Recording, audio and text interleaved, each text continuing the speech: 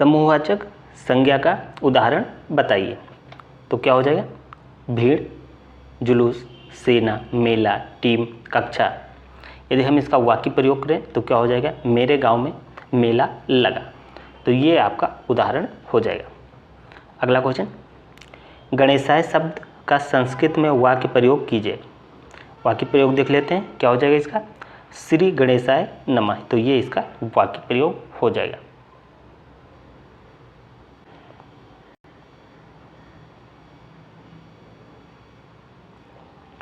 अगला question, आकारांत pulling क्या है? होता है ऐसे पुल्लिंग शब्द जिनके अंत में आ आता है अकारांत पुल्लिंग कहलाते हैं, जैसे बालक, देव, अश्व, गज, वृषभ, नकुल आदि। ये क्या होते हैं? ये होते हैं अकारांत पुल्लिंग। आइए अगला क्वेश्चन देखते हैं। उकारांत पुल्लिंग के 4 उदाहरण दीजिए। 4 उदाहरण क्या हो जाएंगे? गुरु, भानु, साधु, शत्रु। ये उकारांत पुल्लिंग के 4 उदाहरण हो जाएंगे। अगला, ऋकारांत नपुंसकलिंग किसे कहते हैं? नपुंसकलिंग का बोध कराने वाले ऐसे शब्द जिनके अंत में रि आता है उन्हें ऋकारांत नपुंसकलिंग कहते हैं, जैसे कर्तृ, धातृ, ज्ञातृ। ये ऋकारांत नपुंसकलिंग के उदाहरण हो जाएंगे। आइए अगला क्वेश्चन देखते हैं। अगला क्वेश्चन है, निम्नलिखित शब्दों में से पुल्लिंग, स्त्रीलिंग और नपुंसकलिंग शब्दों का अलग अलग सूची बनाइए। जैसे हिमालय, सागर, राजन, गंगा, नदी, वधु, फलम, पुस्तकम, सौंदर्यम। ये कुछ शब्द दे रखे हैं, इनको हमको अलग अलग करना है। तो ये महत्वपूर्ण क्वेश्चन 2016 में पूछा जा चुका है। आइए देख लेते हैं। पुल्लिंग में क्या क्या हो जाएगा? राजन हो जाएगा, हिमालय, सागर, स्त्रीलिंग में गंगा, नदी, वधु, और नपुंसकलिंग में आ जाएगा फलम, पुस्तकम, सौंदर्य। तो ये इनका विभाजन हो जाएगा। अगला, लिंग के 3 प्रकारों के नाम लिखिए। 2022 में पूछा जा चुका है, महत्वपूर्ण क्वेश्चन है। संस्कृत भाषा में 3 प्रकार के लिंग होते हैं, पहला पुल्लिंग, फिर स्त्रीलिंग, फिर नपुंसकलिंग। ठीक, अगला क्वेश्चन देखते हैं। संस्कृत में वचन कितने प्रकार के होते हैं? 2019 का प्रश्न है, काफी महत्वपूर्ण है। संस्कृत भाषा में 3 प्रकार के वचन होते हैं, एक वचन, द्विवचन, बहुवचन। तो कितने प्रकार के होते हैं? 3 प्रकार के होते हैं। आइए लॉन्ग आंसर टाइप देख लेते हैं। संज्ञा के भेद बताइए। संज्ञा पहले देख लेते हैं इसकी परिभाषा। संज्ञा किसी प्राणी, व्यक्ति, वस्तु, स्थान, गुण, जाति, भाव, दशा आदि के नाम को हम संज्ञा कहते हैं। प्राणी और व्यक्ति कौन से हो जाए? जैसे मोहन हो गया, हाथी, घोड़ा, कबूतर। वस्तु हम देख लेते हैं, जैसे मोबाइल, टीवी, कंप्यूटर, मेज, पुस्तक। स्थान देख लेते हैं, जैसे दिल्ली, मेरठ, आगरा, लंदन, पेरिस। भाव देख लेते हैं, प्रेम, घृणा, क्रोध, बुढ़ापा, जवानी, सुंदरता। तो ये भाव हो जाएंगे। अब इसके हम भेद देख लेते हैं।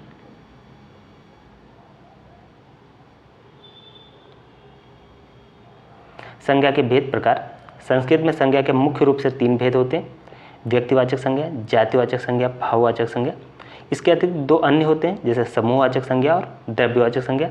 इस प्रकार हम संज्ञा को 5 भेदों में विभाजित कर सकते हैं। सबसे पहले हम देख लेते हैं व्यक्तिवाचक। व्यक्तिवाचक संज्ञा वह शब्द जिनसे किसी व्यक्ति विशेष, प्राणी विशेष, स्थान विशेष या वस्तु विशेष का बोध होता है, उन्हें हम व्यक्तिवाचक संज्ञा कहते हैं। जैसे मोहन हो गया, गोपाल हो गया, दिल्ली हो गया, मेरठ, मेज, गंगा आदि। ये सारे व्यक्तिवाचक संज्ञाएं हो जाएंगे। अब हम जातिवाचक देख लेते हैं। जातिवाचक संज्ञा वह शब्द जो किसी स्थान, प्राणी अथवा वस्तु की संपूर्ण जाति या समूह का बोध कराते हैं, उन्हें जातिवाचक संज्ञा कहते हैं। जैसे मनुष्य हो गया, नदी, नगर, पर्वत, पशु, लड़का, बकरी। ये सारे के सारे जातिवाचक संज्ञा हो जाएंगे।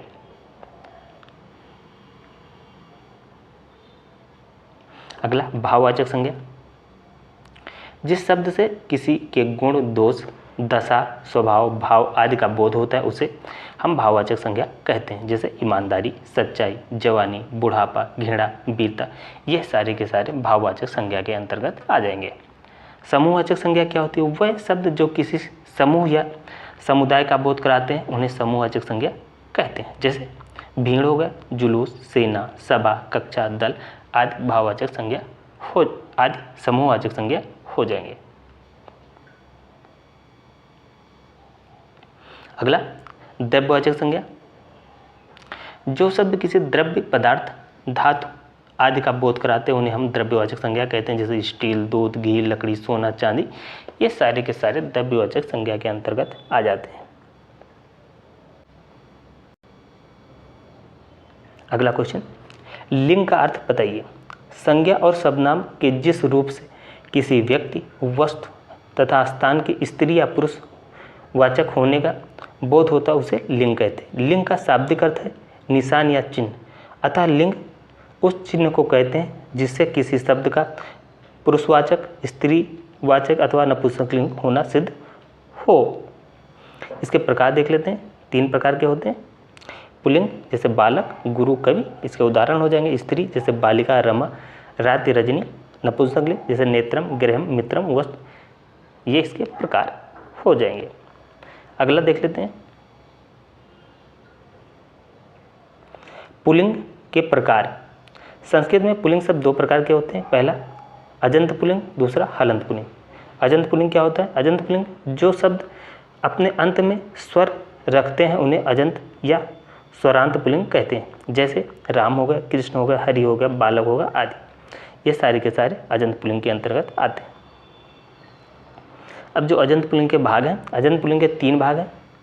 आगे इनको 3 भागों में बांटा गया है। पहला अकारांत पुल्लिंग, ऐसे पुल्लिंग शब्द जिनके अंत में आ आता है, छोटा आता है, अकारांत पुल्लिंग कहते हैं। जैसे बालक, देव, अश्व, वृक्ष, पर्वत, काक आदि। इकारांत पुल्लिंग, ऐसे पुल्लिंग शब्द जिनके अंत में ई आता है, इकारांत पुल्लिंग कहलाते हैं। जैसे कवि, मुनि, पति, कवि, निधि, निरपति आदि। तो ये इकारांत पुल्लिंग के उदाहरण हो जाएंगे। अब हम देख लेते हैं उकारांत। उकारांत पुल्लिंग, ऐसे पुल्लिंग शब्द जिनके अंत में उ आता है, उकारांत पुल्लिंग कहलाते हैं। जैसे गुरु, भानु, साधु, शिशु, शत्रु, पशु, बंधु आदि। अब दूसरा हम देते हैं हलंत। हलंत पुल्लिंग, जिनके अंत में व्यंजन होता है उन्हें हलंत या व्यंजनांत पुल्लिंग कहते हैं। इनको भी 2 भागों में बांटा गया है। इनको 2 भागों में बांटा गया। पहला सकारांत पुल्लिंग, पुल्लिंग का बोध कराने वाले ऐसे शब्द जिनके अंत में स आता है उन्हें सकारांत पुल्लिंग कहते हैं। जैसे चंद्रमस, चंद्रमा, विद्वस, विद्वान आदि। अगला नकारांत पुल्लिंग, पुल्लिंग का बोध कराने वाले ऐसे शब्द जिनके अंत में ना आता है उन्हें नकारांत पुल्लिंग कहते हैं। जैसे आत्मन। अगला क्वेश्चन देख लेते हैं, स्त्रीलिंग के प्रकार बताइए। संस्कृत में स्त्रीलिंग शब्द के भी 2 रूप हैं। पहला अजंत, दूसरा हलंत।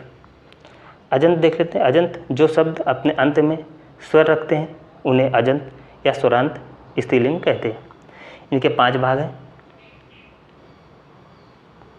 इनके 5 भाग देख लेते हैं कौन कौन से। आकारांत स्त्रीलिंग, ऐसे स्त्रीलिंग का बोध कराने वाले शब्द जिनके अंत में बड़ा आता है आकारांत स्त्रीलिंग कहलाते हैं। जैसे बाला, बालिका, वाटिका, वसुधा, निशा आदि।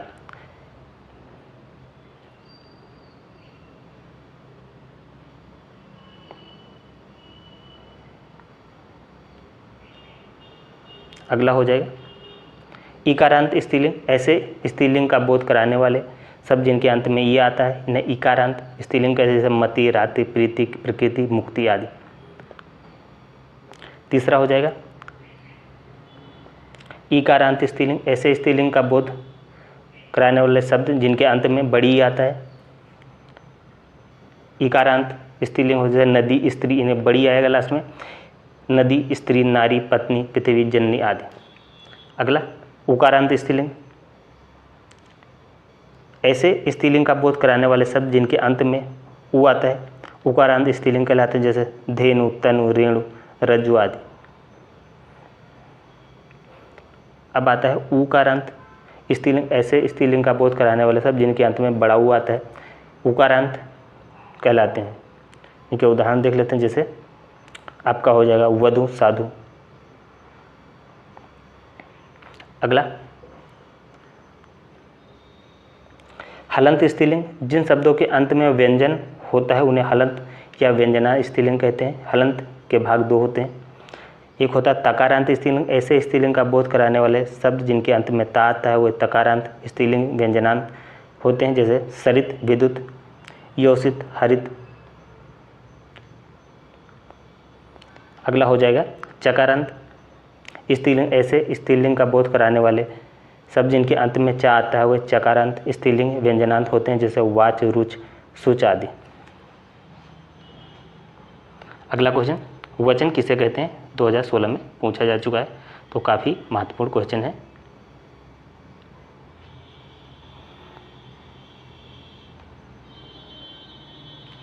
जिन शब्दों से वस्तु या वस्तुओं की संख्याओं के विषय में ज्ञात होता है हम उसे वचन कहते हैं। संस्कृत भाषा में 3 प्रकार के वचन होते हैं, पहला एकवचन, द्विवचन और बहुवचन। आइए हम देख लेते हैं एक एक करके। एक वचन, जिन शब्दों से एक व्यक्ति, वस्तु या स्थान आदि का बोध होता है उसे एक वचन कहते हैं, जैसे मयूर, बालिका, नर, पुष्पम आदि। अगला हम देख लेते हैं द्विवचन। द्विवचन, जिन शब्दों से 2 वस्तुओं का बोध होता है उसे हम द्विवचन कहते हैं, जैसे मयूरों, बालिके, पुस्तकें आदि। बहुवचन, जिन शब्दों से 3 या 3 से अधिक वस्तुओं का बोध होता है बहुवचन कहते हैं, जैसे मयूरा, पुष्पाणि, पत्राणि आदि। अगला वचन किसे कहते हैं, छोटे बच्चों को वचन की जानकारी किस प्रकार दी जाएगी, उदाहरण सहित स्पष्ट करना है। 100 उदाहरण सहित बताना। 2016 में प्रश्न पूछा जा चुका है। वचन के बारे में हमने पहले ही पढ़ चुके हैं। आइए आगे देखते हैं। बालका पठस, बालका पठन्ति। यहाँ बालक शब्द से एक बालक का बोध होता है और बालका शब्द से एक से अधिक बालक का बोध हो रहा है। अगला देख लेते हैं, लिंग कितने प्रकार के होते हैं, प्रत्येक के उदाहरण दीजिए। संस्कृत भाषा में 3 प्रकार के लिंग होते हैं। पुल्लिंग, जिन संज्ञा शब्दों से पुरुष जाति का बोध होता है उन्हें हम पुल्लिंग कहते हैं, जैसे भानु, राजन, बालक। स्त्रीलिंग, जिन संज्ञा शब्द से स्त्री जाति का बोध होता है उन्हें हम स्त्रीलिंग कहते हैं, जैसे बालिका, नदी, पत्नी। अगला हो जाएगा नपुंसकलिंग,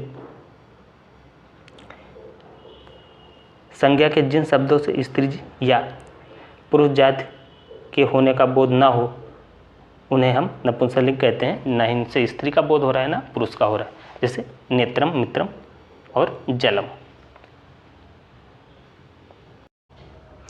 आप लोग कमेंट करके बताइएगा ये क्लास आप लोगों को कैसी लगी। इसे लाइक करें, शेयर करें और चैनल को सब्सक्राइब करके बेल आइकन दबा दें।